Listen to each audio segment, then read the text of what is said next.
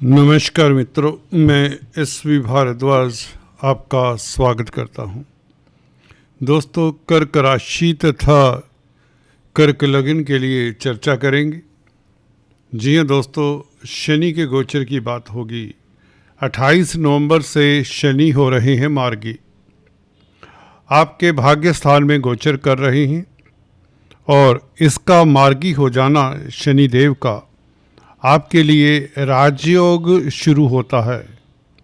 जी हाँ दोस्तों, आपने सही सुना, राजयोग की शुरुआत होती है।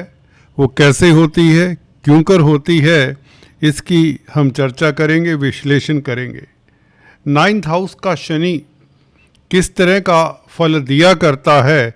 अगर आपकी कुंडली में भी शनि भाग्य स्थान में है, जो कि मीन राशि में हुआ, तो आपकी कुंडली, लगन कुंडली की चर्चा करेंगे अंत में। परंतु तो अगर आप ज्योतिष सीख रहे हैं या सीखना चाहते हैं फ्री एस्ट्रो ट्यूटोरियल से, तो अंत तक वीडियो को देखें, जहां पर हम शनि आपकी कुंडली में अगर भाग्य स्थान में है तो कैसा प्रभाव देती हैं उसकी भी बात करेंगे। गोचर में 28 नवंबर से ये शनि कैसे प्रभावित करने जा रहे हैं आपकी दिनचर्या को, आपके आने वाले 8 महीनों। 8 महीने इसलिए क्योंकि जुलाई तक यह मार्गी रहेंगे, तत्पश्चात 27 जुलाई को यह फिर से वक्री हो जाएंगे। तो तकरीबन 8 महीनों का ये समय है। इस अवधि में शनि क्या क्या सुखद फल देंगे। जी हाँ दोस्तों, मैंने कहा सुखद फल, क्योंकि वक्री शनि भाग्य स्थान में बैठकर विलंब का कारण बना। किस्मत कहीं ना कहीं आंख मिचोली खेलती रही और धन की स्थिति के ऊपर इसका प्रभाव भी नेगेटिव रहा। वो क्यों, हम विश्लेषण करके बताते हैं। गोचर में इस शनि का प्रभाव किस तरह से आपको देखना चाहिए, यहाँ पर सत्यता के ऊपर आधारित है, फैक्ट्स के ऊपर आधारित है। ये वीडियो खुश करने के लिए नहीं है। अगर आप खुश होना चाहते हैं, खुश होने के लिए ही ज्योतिष की वीडियोस देखते हैं, तो दूसरे चैनल बहुत हैं। साफ बोलें तो ठीक रहता है। शुरू में ही बता रहा हूँ, यहाँ पर कुछ ना कुछ ऐसी बात भी हो सकती है जो आपको ना पसंद आए। सो धैर्य रखिए, जो सच होगा वही कहूँगा। दोस्तों, जैसा कि आप देख रहे हैं, शनि मीन राशि में, गुरु की राशि में। गनीमत यह है कि गुरु अभी केंद्र में है, लगन में है, और शनि को देखते हैं, गुरु की दृष्टि शुभ होती है, इसलिए शनि का प्रभाव अभी मंदा नहीं होगा। वैसे भी मार्गी शनि तो मंदे होते नहीं, ये भी बता दें। भाग्य स्थान में हालांकि प्राच्य ऋषि का ये सूत्र है, त्रिकोण में बैठे हुए ग्रह, खासकर अशुभ ग्रह, इतना अच्छा फल नहीं देते। उसकी चर्चा अंत में करेंगे। जिन जातकों ने एस्ट्रोलॉजी सीखनी है, तभी बताया शुरुआत में, अंत में जरूर देखें। तो यहाँ पर शनि का प्रभाव कैसे डिकोड करेंगे इस गोचर में, इस पे आते हैं, सीधा हम बात करते हैं। देखिए, शनि धर्म के भाव में है, ये भाग्य का भाव है, किस्मत का भाव है, लक फैक्टर। जी हाँ दोस्तों, किस्मत जो आपका साथ बहुत जल्दी दे देना चाहिए था, वो देती नहीं साथ। अब ये समझें कि आपके कार्य हो तो जाते हैं, परंतु उसमें विलंब आता है, ऑब्स्टेकल्स आती हैं, अवरोध होता है, डिले होते हैं, कामकाज इतनी जल्दी नहीं होते। कोई भी कार्य हो उसमें विलंब आता है। यही स्थिति आपकी कुंडली में भी, अगर शनि आपके भाग्य स्थान में है और शनि के ऊपर से गोचर कर रहे हैं, तो ये वक्री पीरियड में दिक्कत देते हैं, खासकर अगर आपके चंद्रमा भी कमजोर हों, लगन के मालिक। गौर करिए, अगर लग्नेश ही कमजोर है तो शनि तो वैसे ही आपके लगन के मालिक के मित्र नहीं हैं, चंद्रमा के। तो इसलिए लग्नेश के साथ किस तरह का संबंध है शनि का, इसके ऊपर भी गोचर का प्रभाव आपको देख लेना चाहिए। तो शनि अभी फिलहाल मार्गी होने से आपके कार्यों में जो अवरोध आ रहे थे, वो अवरोध दूर होते हैं। अब अगर आप व्यापार कर रहे थे, क्योंकि ये राजयोग बन जाता, अब जैसे कि लिखा मैंने टाइटल में, राजयोग शुरू। आपके सप्तम भाव के मालिक हैं, भाग्य स्थान में बैठे हैं, मार्गी हो रहे हैं। इसका मतलब ये है अब आपके कार्यों में जो विलंब हुआ है उसमें कुछ गतिशीलता आएगी। व्यापार के मालिक है, सप्तम भाव व्यापार का है, दाम्पत्य जीवन का है, रोजमर्रा की आमदन का है।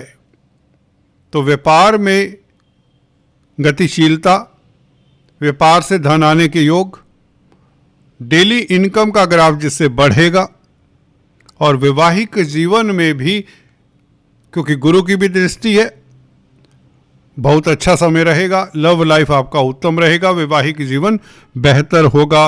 वाद विवाद अगर किन्हीं हस्बैंड वाइफ्स में रहे हैं तो वाद विवाद खत्म होते हैं, उनमें सुलह सफाई हो जाती है। तो कहीं तो आपके जो पारिवारिक रिश्ते हैं वह मधुर होते हैं, अच्छे हो जाते हैं, ये बात निश्चित हो जाती है। दूसरा, शनि दोस्तों अष्टम भाव के भी मालिक है। अष्टम भाव के मालिक का भाग्य स्थान में क्या काम, मैं अक्सर कहा करता हूँ। त्रिक भावों के मालिक जहां भी बैठेंगे वहां पर प्रॉब्लम क्रिएट करेंगे उस भाव को। नवम भाव में अष्टम भाव का मालिक बैठे तो भाग्य में अवरोध, किस्मत साथ नहीं देती। जैसे कि बताया वक्री पीरियड में तो शनि न्यायाधीश हैं, वक्री पीरियड में ही ज़्यादा परेशान करते हैं। खासकर जिनकी दोस्तों, अब नोट करिए, अगर आपकी कुंडली में शनि की महादशा, अंतरदशा, प्रत्यंतर दशा है, खासकर अंतरदशा तक आप देखिए, शनि की अगर अंतरदशा है, महादशा है, तो आपके कार्य होते ही नहीं, बल्कि कामकाज को लेकर परेशानी, तनाव, टेंशन बनी रहती है। अष्टम भाव का मालिक है शनि, इसलिए भाग्य स्थान में बैठकर ये दिक्कत देता रहा है। मार्गी होने से इन्हीं प्रभावों में कुछ कमी आ जाती है। काम अब होते हैं, परंतु थोड़ा सा शनि है, शनि का स्वभाव है शनि शनि रिजल्ट देना, आपको परिणाम शनि शनि देते हैं। तो आपको सुखद परिणाम मिलने शुरू हो जाएंगे 28 नवंबर से। कोई भी कार्य है जिसमें कोई अटका हुआ कार्य है लंबे समय से, कोई कोर्ट कचहरी है, कोई वाद विवाद है, कोई नौकरी को लेकर प्रॉब्लम है, कोई रिश्तों को लेकर प्रॉब्लम है, कोई व्यापार में प्रॉब्लम है, जो मंद गति से कार्य हो रहे थे, बल्कि वक्री पीरियड में तो कार्य होते ही नहीं है, हमने अक्सर देखा, बहुत कम होते।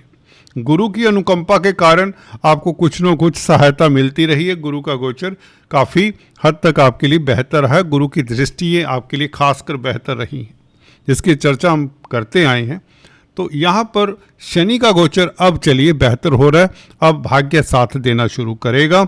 विदेश अगर जाना चाहते हैं तो विदेश भी जाने के रास्ते खुल जाते हैं, लंबी यात्रा के योग बनते हैं, और डिले अब नहीं होंगे आपके कामकाज में। पहले की तरह जो बहुत ज़्यादा डिले, कोई भी कार्य बिजनेस को लेकर हो, दाम्पत्य जीवन को लेकर हो, व्यापार को लेकर हो, या कोई और भी कार्य हो सकता है, जो भी करते हैं आप, नौकरी करते हैं, उसमें भी अब आपको सफलता मिलेगी। दूसरे, शनि की दृष्टियों की बात कर लें। शनि की दृष्टि के बिना हम अक्सर बताया करते हैं फलादेश अधूरा होता है। भाग्य स्थान से बैठकर शनि तृतीय दृष्टि से 11वें भाव को देखेंगे तो लाभ में कमी होती रही, खासकर वक्री पीरियड में। उल्टी चाल से चलते हैं तो अष्टम भाव की तरफ रुख था इनका, तो अष्टम भाव हालांकि अपना भाव है, पर फिर भी वक्री चाल से चलते हुए 11वें भाव के सुखद फल नहीं दे पाए। पेरेंट्स के साथ, एल्डर्स के साथ वाद विवाद हो जाना, घर परिवार में मित्रों का साथ ना मिलना, ये होता रहा। अब मित्रों का भी साथ मिलेगा और धन भी आएगा। 11वें भाव के ऊपर मित्र क्षेत्रीय दृष्टि है तो धन आने के योग बनते हैं। मार्गी होने से यही मित्र क्षेत्रीय दृष्टि आपके लिए बेहतर साबित होगी। हालांकि ये शुक्र की राशि, शुक्र की स्थिति भी मैटर करती है। चलिए, अब लाभ के आयोजन प्रयोजन हो जाते हैं, धन आने के योग बनते, इनकम का ग्राफ बढ़ता है। और शनि की सप्तम दृष्टि दोस्तों, ये थर्ड हाउस के ऊपर, पराक्रम में वृद्धि होती है, साहसी हो जाते हैं, अब काम में मन लगता है, छोटी बड़ी यात्राएं हो सकती हैं, घूमने फिरने का मन करेगा, दोस्त मित्रों का, भाई बहनों का साथ भी मिलेगा, पड़ोसी रिश्ते नातेदार सभी संगी साथी आपकी मदद करेंगे, आपके वैचारिक मतभेद दूर होंगे इन रिश्ते नातेदारों के साथ। ये अच्छा योग हो जाता है। तो मार्केटिंग के व्यक्तियों के लिए ये aspect, 7th aspect 3rd house के ऊपर ये अच्छा रहेगा। जो मार्केटिंग के व्यक्ति हैं उनके लिए समय अच्छा रहेगा और तीर्थाटन के योग बनते हैं। इस अवधि में धर्म कर्म के प्रति आपकी आस्था बढ़ जाती है। और 10th एस्पेक्ट शनि का ये बहुत लाभकारी रहेगा। अब मार्गी पीरियड में 10th एस्पेक्ट आपके 6ठे भाव के ऊपर रहेगा, ये वाला धनु राशि के ऊपर। ये आपके कोर्ट कचहरी मुकदमेबाजी से लाभ दिलाता है, आपकी जीत निश्चित करता है।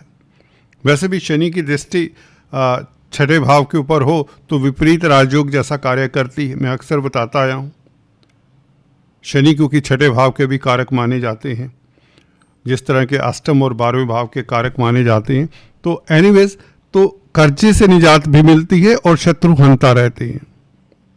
किसी तरह का वाद विवाद है, किसी तरह का कोई झंझट है, किसी के साथ व्यापार को लेकर, बिजनेस को लेकर, कोर्ट कचहरी को लेकर, कोई भी मुकदमेबाजी है तो उसमें आपको सफलता मिलती है और आपकी जीत सुनिश्चित करता है।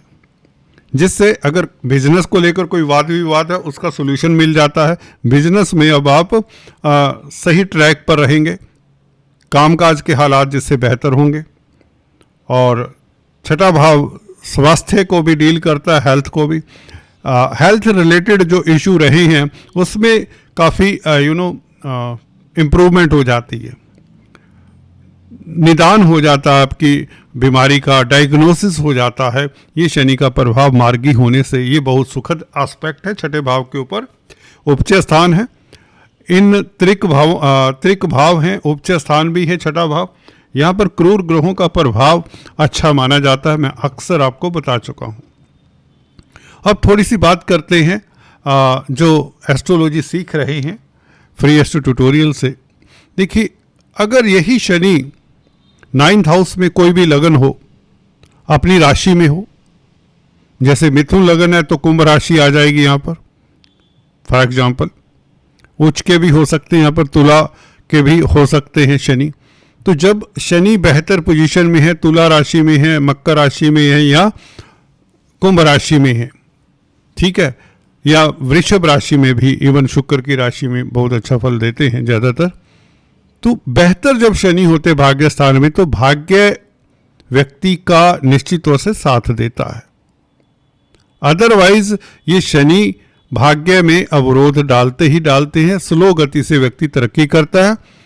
अगर ये अपनी राशि के हैं, उच्च के हैं, तो व्यक्ति डिटर्मिनेशन से आगे बढ़ता चला जाता है। सक्सेस उसे थोड़ी स्लो ही मिलती है, एकदम से आकाश की ऊंचाइयां नहीं छूता ऐसा व्यक्ति जिसके भाग्य स्थान में शनि होते हैं।